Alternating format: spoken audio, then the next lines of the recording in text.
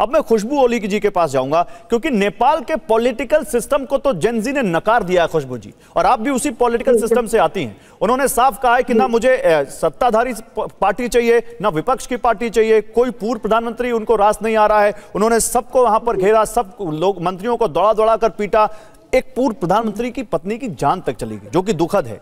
तो फिर क्या सुशीला कार्की जिनका नाम आ रहा है, आपको लगता है कि ये उम्मीद की एक किरण है जो नेपाल को पटरी पर ले आएंगी, या आपको लगता है कि जेन जी के इस पूरे आंदोलन से कुछ निकल कर आया? देखिए, पहली बात तो पूर्व प्रधानमंत्री की जो बीवी है मिस्टर जलनाथ खनाल की, उनकी बीवी अब भी जीवित है, हॉस्पिटल्स में है, उनका बर्न ट्रीटमेंट हो रहा है। और जहां तक अभी फर्दर अभी क्या हो रहा है कि नेपाल में आर्मी चीफ के साथ एक डेलीगेशंस है जो निगोशिएशन टेबल्स में है, पीसफुल सोल्यूशन के लिए वो प्रयास कर रहे हैं। और ये जो बात आ रही है कि सुशीला जी का नाम है, तो वो बहुत ही शक्तिशाली और नेपाल की one of the strongest idealised person है और बहुत ही क्लीन इमेज है। सो मुझे लगता है, और किसी भी दल में नहीं है, निर्दलीय है। तो अभी जो अंतरिम सरकार बनाएंगे उसमें आई थिंक वो एक वेरी सूटेबल पर्सन है।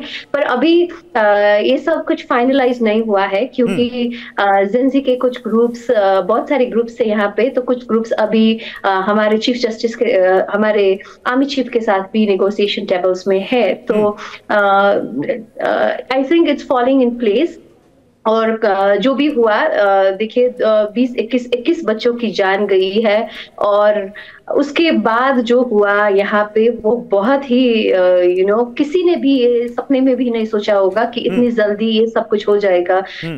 हम हिंसा को तो बिल्कुल ही प्रमोट भी नहीं करते, साथ भी नहीं देते, इंकरेज भी नहीं करते। और जो जेन जी ने ये आंदोलन शुरू किया हुआ था, उन्होंने तो पहले से ही they had made it very clear that this is going to be a very strong movement, but they are not going to destroy public properties, destroy नहीं करेंगे। और बहुत क्रिएटिव ये आंदोलन था। पर डेफिनेटली देखिए, भीड़ संयमित नहीं होती, और अगर संसार में ईश्वर है तो वहां पे हैवान भी है।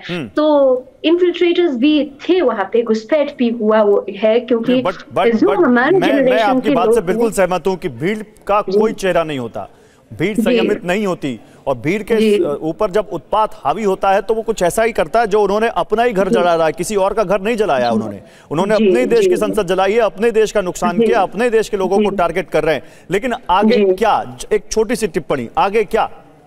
आगे देखिए, अभी पीसफुल सॉल्यूशन में ही जाना है, नेगोशिएशंस में जाना है। अभी कुछ ऐसा दिख नहीं रहा है, क्लैरिटी कुछ अभी तक आया नहीं है।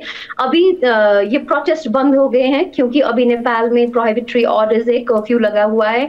Armies are handling the situation, सेना ने अभी सुरक्षा का जिम्मा लिया हुआ है, सुरक्षा प्रणाली भी अब बैक टू नॉर्मल हो रहा है, क्योंकि बहुत सारी नुकसानी सुरक्षा निकाय में भी हुई थी। तो इस हिसाब से ये जो प्रोटेस्ट है बंद हो गए हैं, और नेगोशिएशन से आगे जा रहा है। और हमारा विशेष मुद्दा ये है कि अभी ये जेन जी में सीमित नहीं रहा, ये सारा देश इसमें शामिल हो गया था इस आंदोलन में। और उसका मुख्य उद्देश्य ये है कि हमारे बच्चों की हत्या हुई है, और इस देश में बहुत निरंकुश शासन हुआ है। जो लास्ट गवर्नमेंट का ये पॉलिटिकल लीडर्स था, इनको अकाउंटेबल बना के, इनको लीगली अभी प्रोसिक्यूट करके इनको सजाएं देना है। ये इस आंदोलन का होना चाहिए। ठीक है खुशबू जी, मुझे बताया गया कि आप यहां पर अभी 1-to-1 बात करना चाहती है, लेकिन आपसे एक रिक्वेस्ट है कि आप रहिए, अभी आपसे और आगे मैं बात करना चाहता हूं, और आप क्योंकि वहां की पॉलिटिकल सिस्टम के स्टेक होल्डर हैं तो आप ज्यादा अच्छे से बात बता पाएंगी। मैं अपने दूसरे मेहमानों के पास जाऊंगा। संजय केडिया,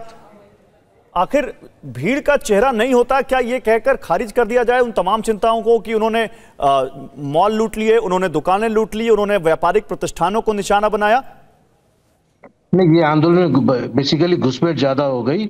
जेन जी वाले कभी भी मतलब ये नहीं चाह रहे थे, स्टूडेंट कभी भी ये लूटपाट और इसमें विश्वास नहीं रखते हैं। हाँ। इसमें घुसपैठियों ने मतलब ये लूटपाट, आगजनी वगैरह जो है उन्होंने किया है, और ये एकदम दुखद है, और नेपाल की इकोनॉमी के लिए ये बहुत मतलब शर्मनाक और दर्दनाक दोनों है।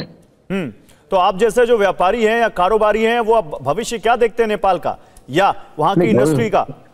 नहीं, अभी तो क्या है कि अभी तो कोई सिनारियो क्लियर नहीं हो रहा है। सिनारियो क्लियर नहीं। अब ये जो जैन जी वाले जो हैं, अभी सुशीला कार्की जी को मतलब अप्रोच कर रहे हैं prime as a head of government के लिए। और बाकी के उन लोग में भी अभी क्लियर नहीं हो पा रही है कि मतलब हम लोग मतलब आगे क्या करें, मतलब कैसे हम लोग की इकोनॉमिक पॉलिसी होगी, कैसे हम लोग की मतलब फॉरेन पॉलिसी होगी, मतलब ये सब चीज में वो लोग भी अभी क्लियर नहीं है। इन लोग ने भी नहीं सोचा था कि 2 दिन में ही मतलब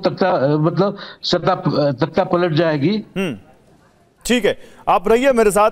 देखिए, इसी बीच भारत में भी सोशल मीडिया पर कुछ लोग हैं, मैं जब कुछ कह रहा हूं तो बड़ी जिम्मेदारी से कह रहा हूं, बहुत छोटा सा नंबर है जो इसको जोड़ने लग गए कि नेपाल में देखो क्या हो गया, क्या भारत में भी ऐसा हो सकता है क्या।